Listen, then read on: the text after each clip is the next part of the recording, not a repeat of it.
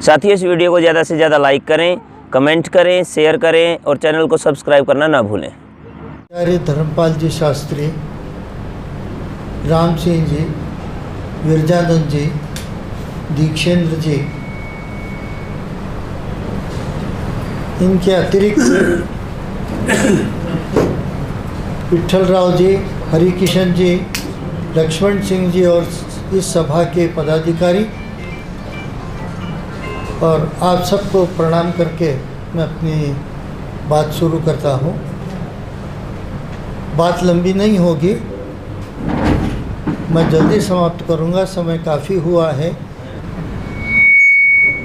हमें स्वामी जी को सुनना ज़्यादा आवश्यक है। मैं अपने आप को आज के कार्यक्रम का हकदार समझता हूँ। मैं हैदराबाद सत्याग्रह की सफलता का जागृत स्मारक हूँ। जिस समय सत्याग्रह में सफलता मिलने वाली थी, सत्याग्रह चल रहा था, उस समय मैं अभिमन्यु की तरह मेरी माता के गर्भ में था और मेरे माता पिता ने ये संकल्प किया था कि सत्याग्रह में जीत प्राप्त होने के बाद बेटा होगा तो विजय और बेटी होगी तो विजया नाम रखेंगे। इसलिए मेरा नाम सफलता के बाद विजय कुमार रखा गया।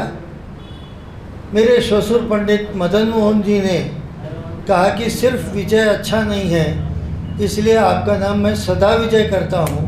इसलिए मेरे विवाह के समय मेरा नाम बदल के सदा विजय कर दिया। इसलिए मैं सत्याग्रह का स्मारक, सफलता का स्मारक हूँ। सच में मैंने अभिमन्यु की तरह पेट में अन्याय के खिलाफ खड़े होने का संदेश पाया है।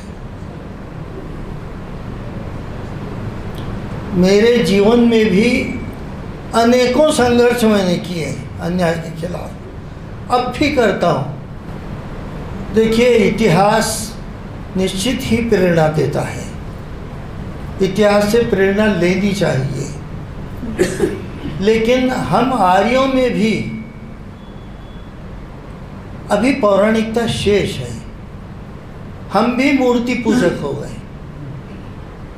ये जो हम दिन मनाते हैं वो यही है। कर्म में कोई परिवर्तन नहीं है, हमारे जीवन में कोई परिवर्तन नहीं है। जिनका दिन हम मनाते हैं उनके जीवन से हमने कोई सबक नहीं लिया है। कोई कर्म उनके कहे अनुसार हम नहीं करते और हम उनके प्रति श्रद्धा व्यक्त करते हैं। उनका दिन मनाते हैं, महाराणा प्रताप का मनाते हैं, शिवाजी का मनाते हैं, दयानंद का मनाते हैं, हम बलिदान दिवस भी मनाते। हमने सीखा क्या इन बलिदानों से? हम क्या कर रहे हैं?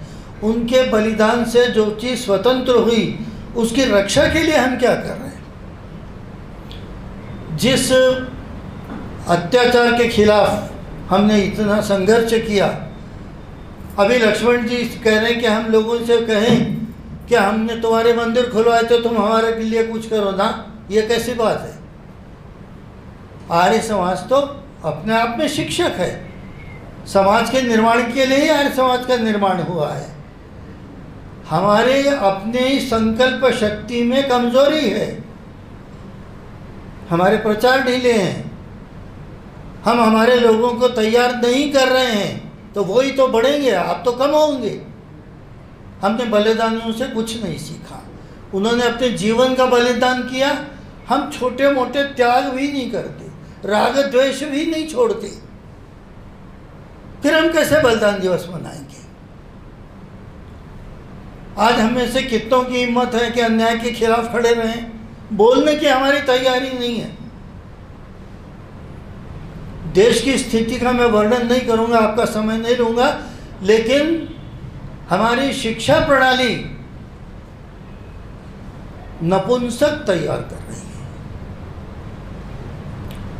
है। एक भी कॉलेज के पढ़ा हुआ व्यक्ति हिम्मत के साथ आगे नहीं आता। कोई अपवाद है, वो अलग बात है। पढ़ाया ही ऐसा जाता है कि तुमको क्या करना है। और आज तो अच्छी व्यवस्था कर दी गई है।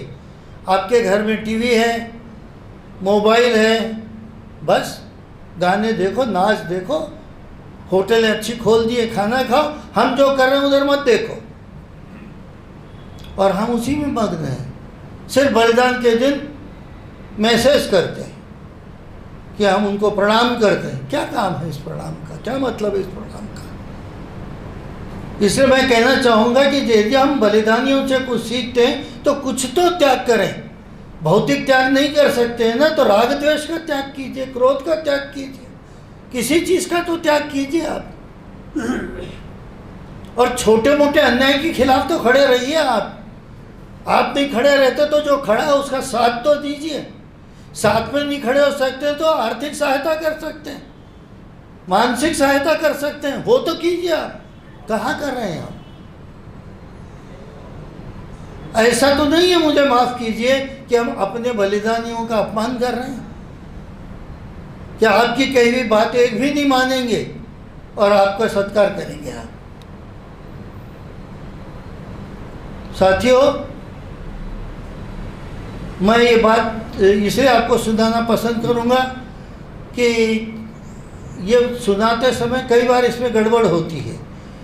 एक तो श्यामलाल जी के संबंध में बहुत स्पष्ट है कि उनको निज़ाम ने बीदर की जेल में विष दिया, विष में उनकी मृत्यु हुई और उसके बाद बड़े चमत्कारिक तरीके से उनका शव जो है सोलापुर ले जा करके सत्याग्रह शुरू होते समय दाह किया गया। और मेरे पिताजी का, भाई बंसीलाल जी का, वो प्रसंग ऐसा था कि बारशी एड़शी में पिताजी, वो तो मैं पुराने इतिहास में नहीं ले जाऊंगा आपको आज, एड़शी में गुरुकुल था उनका, और गुरुकुल जो था लड़कों का भी था लड़कियों का भी था, दोनों के अलग अलग आचार्य थे। रात को वो टीन के दरवाजे से बंद करके वो लोग सब अंदर सोते थे। वहाँ के एक आचार्य ने आग लगा दी गुरुकुल को। वैदिक विद्वान आचार्य थे, मैं नाम नहीं लूँगा उनका। आग लगा दी, लड़कियों को मेरी माता ने खींच खींच के निकाला।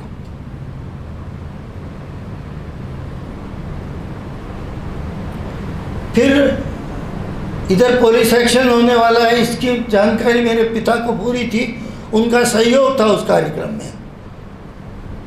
इसलिए उन्होंने अपना गुरुकुल एड़शी से बारशी ले गए। बारशी निज़ाम स्टेट नहीं था, एड़शी निज़ाम स्टेट थी और बारशी जो है ब्रिटिश साम्राज्य था, वहाँ कुछ नहीं होगा। लेकिन पुलिस एक्शन में वहाँ भी गड़बड़ होगी, इसलिए अहमदनगर जो पुलिस का कैंप था जहाँ से हैदराबाद पर आक्रमण होने वाला था, वहाँ व्यवस्था की। और वहाँ अपने साथ जो दान में आए हुए जानवर थे, जिनको रेल से ले जाने पाबंदी थी, बस से ले जाने, ट्रक से ले जाने पाबंदी थी, उनको वो पैदल लेकर निकले। तो गुरुकुल के ब्रह्मचारियों ने कहा कि हम भी आपके साथ आते, और ये सब पैदल निकले। अगस्त की बात है 1948।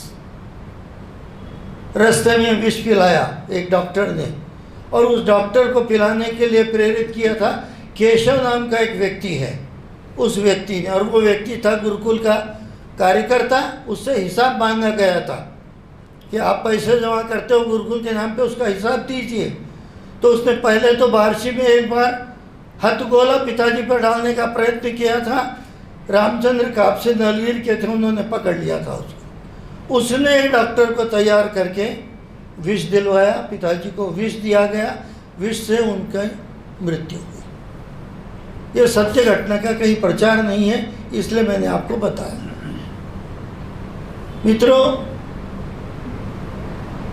आज की सबसे बड़ी आवश्यकता यह है कि हम कुछ तो करना सीखें।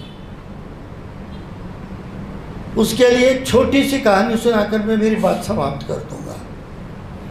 मेरे जैसे एक शिक्षक थे भूगोल के, उन्होंने अपने विद्यार्थियों को लेकर के एक पिकनिक निकाली। जाते समय दोपहर के बाद विद्यार्थियों को कुछ तो देना चाहिए कह करके कुछ नमकीन खारा एक पेपर में बांध करके ले गए। वहाँ दिन भर रहे। शाम को 3-4 बजे के समय अब जब लौटने का टाइम हुआ तो वो खोला सबको बांटने के लिए। जो पदार्थ लाए थे वो बांट दिए। वो पेपर जब खाली हुआ तो देखा तो उस पर भारत का नक्शा था। तो उनको एकदम इच्छा हुई कि अपने बच्चों की परीक्षा लें कि जिसको मैंने वर्षों से भारत का नक्शा बनाना सिखाया है उनको ये आता है या नहीं आता है। इसलिए उन्होंने उसके किए टुकड़े और शतरंज पर बिछाया और अपने ही विद्यार्थियों से कहा कि आपको हर एक को मैं 2-2, 5-5 मिनट का समय देता हूँ, इसको जोड़ दो। वो नहीं जोड़े जा सके। बड़ा पश्चाताप हुआ द्रोणाचार्य की तरह से कि मैंने पढ़ाया और मेरे बच्चे कुछ भी नहीं कर पाते हैं। उतने में एक चरवाहा, गाय चराने वाला, वो आया और बोला मैं प्रयत्न करूं। तो पहले तो उन्होंने उसकी ओर देखा कि मेरे पढ़े लिखे विद्यार्थी नहीं कर सके, गौ चराने वाला क्या करेगा। फिर भी एकलव्य को चांस नहीं मिला था, यहाँ दे दिया उन्होंने कि ठीक है कर। उसने 2 मिनट में जोड़ दिया। परेशान हो गए कि तूने कैसे जोड़ा, तू किसी स्कूल में पढ़ा नहीं, कॉलेज में पढ़ा नहीं, मेरे से सीखा नहीं, फिर किया कैसे। पूछा उसने, अरे तूने भारत कैसे जोड़ा। उसने कहा गुरुजी मुझे भारत तो मालूम ही नहीं क्या होता है। लेकिन जब आप पेपर देख रहे थे तो उसके पीछे एक इंसान का चित्र था। मैंने तो इंसान को जोड़ा है, भारत तो अपने आप जुड़ गया। हम कम से कम एक दूसरे से जुड़ने का प्रयत्न करें, तोड़ने का प्रयत्न न करें। धन्यवाद।